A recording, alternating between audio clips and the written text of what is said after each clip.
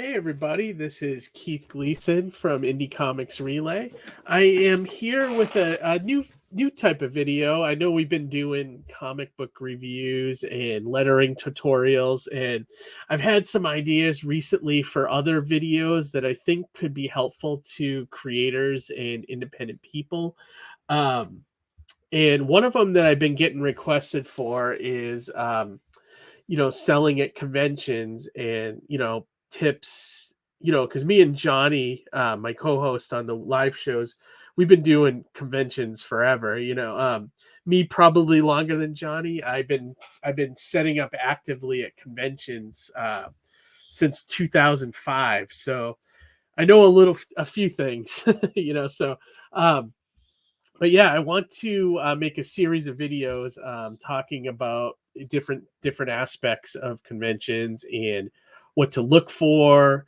Um, my advice to you as a creator, different things to make your table stand out. What shows to do, things like that. So this is going to be the first one. Before I get into everything, I do want to highlight the Alterna. The Alterna fall pre-order campaign. It just ended the other day. We are at 25,000, almost ready to hit 26,000, which is incredible. We're at 603 backers. This is the way Alterna is going to be doing pre-orders from now on. So kind of think of it as if you're ordering comics out of Diamond catalog, your previous catalog. Instead of doing that, you're going to have an Indiegogo that will deliver it right to your door. And the great thing, I mean, you can get the entire, 10 issues here of the Alterna releases for 25 bucks, and these are all cover price. So some are two. There's a couple giants in here that are 4 and 5. And you can order them separately if you don't want the entire run. You can order each issue separately, which is awesome. So there's going to be a campaign happening every season. This is the first of them. And this is going to be the way Alterna does all their comic releases now. So there'll be 4 campaigns a year with all the releases here. And also the best thing about it is they're going to be starting a trading card collection. So every campaign will have 1 or 2 cards that's unique to it. So you'll be able to, either get a binder or, start your collection with every campaign. So this is really awesome stuff. It's still going to be printed on newsprint. So I beg you guys to check it out. If you're a fan of me, you might have already gotten Mighty Mascots #4 on my campaign, but it's here again if you missed it. So yeah, just check it out. It's going to be great stuff. So, I think it's in demand. Right? Yeah, it definitely is in demand right now. And this campaign will be going until Pete goes to press and starts sending out the books, which probably be in about a month or so. So you got about another month to get in on this. All right. So now that we got the promo stuff out of the way, let's talk about conventions. So I thought we'd start this video with, what kind of shows to look for. If you're just starting out, what advice I would give to you as a vendor and a collector, or a seller. One thing I always try to tell creators, if you're just starting out, be prepared to lose money. I mean, it took me a good 10 years doing shows before I even started breaking even on tables. And this is if you just sell comics, which is what we were doing. Eventually we started adding other items that kind of helped to make the difference. So, temper your expectations. So with that being said, one of the things I will always tell a new creator is, you want to look for shows that I would say you want to look for 1-day Comic Cons in your area, or,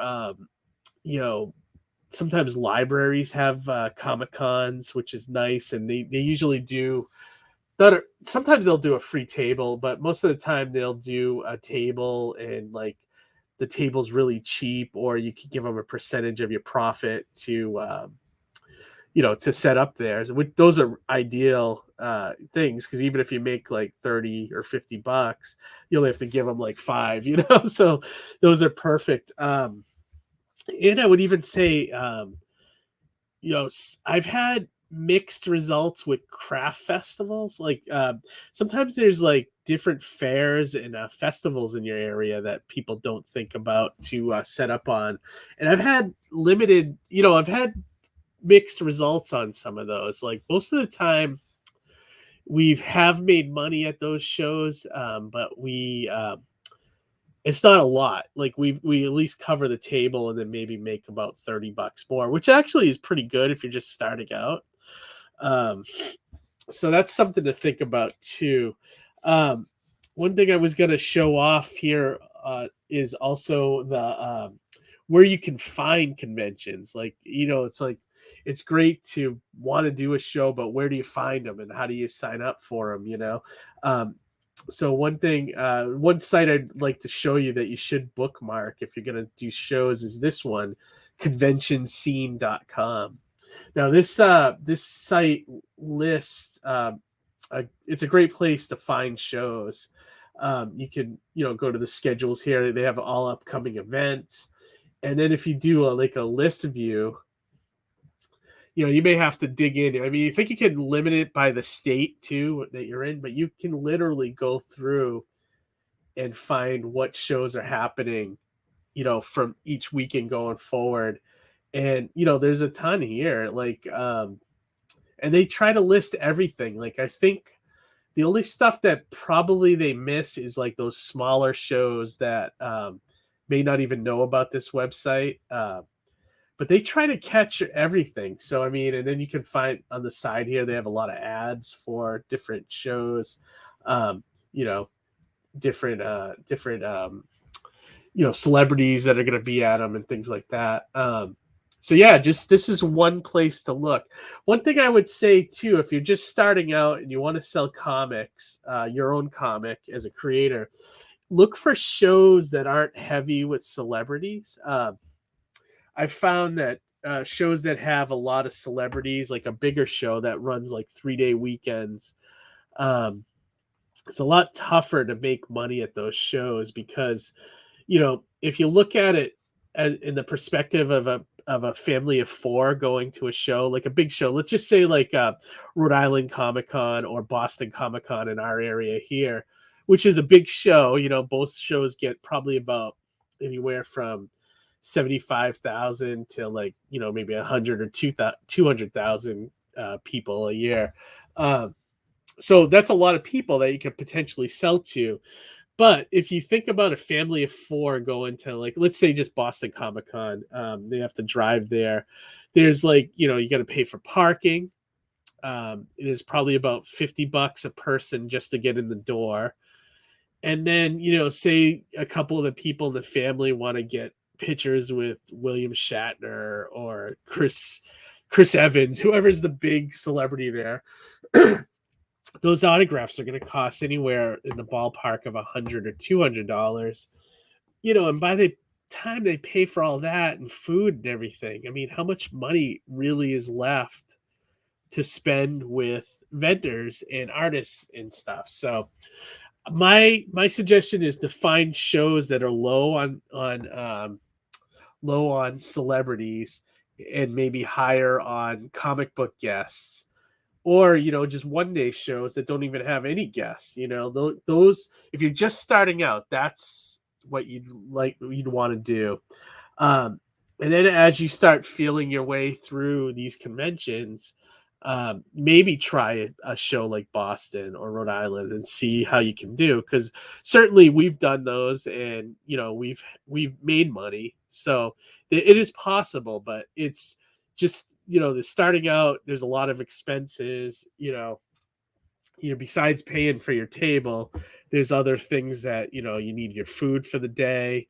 You gotta buy your supplies, you name it. Parking sometimes is it you have to pay for that, so anyway you and then usually if you eat after, a lot of people go out after conventions and party and go drinking and things like that. So it's all that money that's like going out the door, that you may not recoup your first year. So this is one of the sites I recommend to check out, and just go through and click on it. And like let's say let's look at the Buckeye Comic Con. If you click on it, it brings you usually to their website, and you can kind of you know conventions, because you probably can go look and just get a feel for the show and see if that's something for you. Like I said, look for library shows and one day shows. If you're just starting out, those are going to be the best for you. Um, another thing you can look at, and like I said, I've had mixed results with this website, fairsandfestivals.net.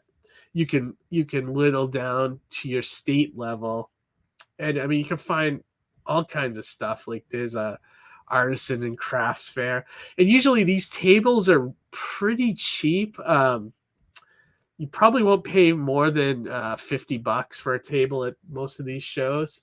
um, but sometimes they're outdoors, so you'll need a tent and things like that. So you kind of want to outweigh that, in there. But sometimes there's some good stuff here. Like, I mean, I don't know if you'll do well at the firearm and knife show, unless you're selling a book, like with a Punisher type character. But something like this, the Woburn Halloween Spooktacular, that might be something fun that people may want to look into a comic if you have like a horror comic or something. This like the Seekonk Psychic and Vendor Fair, things like that. So that's another option for you. I would say to check out. And then the last one is like Facebook. There's an events section on Facebook, and you can look, anything coming up in the next week. You can look for anything, Comic Con, like some of these are online, they won't work for you, but you can also find craft fairs this way as well. Um, and, follow artists, and there's some convention groups on Facebook too, where people post about shows and things like that. And then you would just want to go to the convention's website and apply for being a vendor at that show. And then usually they have the price right there, so you can decide if it's right for you.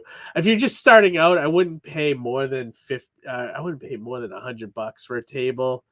um, unless you're feeling confident. I mean, I don't want to tell people what to do, but um, I'm just saying, as far as like making money and covering all your costs, if you start small and then build up, I think is the way to go with these shows. I wish someone had told me that years ago when I started. Um, it's just, because we were shooting for the stars with Boston and all those shows. And thank God I was living at home at the time, so I could, absorb the cost of losing money on these tables. It because I didn't have a rent or a mortgage or anything like that. So yeah, I would say think along those levels, and then that'll probably be helpful. So that's pretty much all I wanted this to just start off with, is just to let you guys know, start thinking about different shows you want to do. Also, if you're thinking about doing shows for like say in like 2022, you may want to start looking now, because a lot of shows, even stuff, like New York Comic Con, the bigger shows like New York or San Diego, they start, looking for or getting applications in, almost a year before the show happens. So you may want to look into that. So use convention scene, look up what's coming up in the next year, jot down different shows you think you may want to do. If you're just starting out, maybe pick just a handful, or if you go full gun, like I just had a 5-week run with Comic Cons, which was craziness, you know. Um, and I had mixed results on all of them. I think COVID, you know, is hurting a lot of shows too. I mean, the amount of people at them is a lot lower than it usually is. So, um, if you had any more questions about different shows and what to look for, definitely leave some comments below, and I'll try to answer them. You know, I look at all the comments that come in for the channel. Um, and I'm gonna be doing more videos. I'm gonna do some more, you know, setting up your table, you know, things you may need that you're not thinking about, selling techniques, stuff like that. So I'm gonna do a whole series about selling at Comic Con. So uh, please come back and check out the different advice I'll give in future videos. I know I've been kind of skimping on reviews lately. I'll get back to those as well, and also the lettering techniques. I definitely want to jump around and make a few different videos for the channel and see what people find useful and all that. So all right, everybody, I'm going to end this episode of the first Selling at Conventions video. Um, like, subscribe, share. You know, we appreciate that here. And we try to, you know, just help out indie creators and kind of give our feedback about this crazy world of comics, you know. So anything you can help to boost our channel, get us more subscribers would be appreciated. And come back and join us on Thursday night for our live stream with me and Johnny C. We're going to have the Comic Book School on this week. They're doing an anthology with a bunch of different creators. So it'd be fun to talk to them. So, all right, everybody. Thanks a lot. Thanks for watching. And you have a great week. And we will talk to you soon.